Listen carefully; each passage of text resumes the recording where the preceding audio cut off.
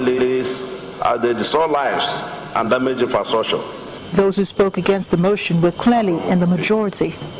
We have passed several motions on maintenance of road. In this house, we passed motions on maintenance of road across the nation. What happened to all these motions passed in this house? It is not the drivers of lorries and tanks who have brought pains to Nigerian people. No. Rather, it is because of the failure of government. Benin or Lagos Road today is in a state of calamity. So, if the road is in a state of anomy,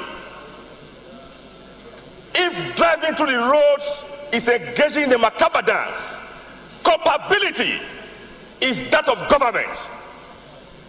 It will be sardonic, it will be lugubrious,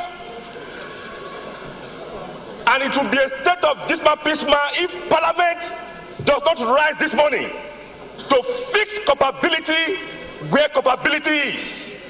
Thereafter, the bill for an act to establish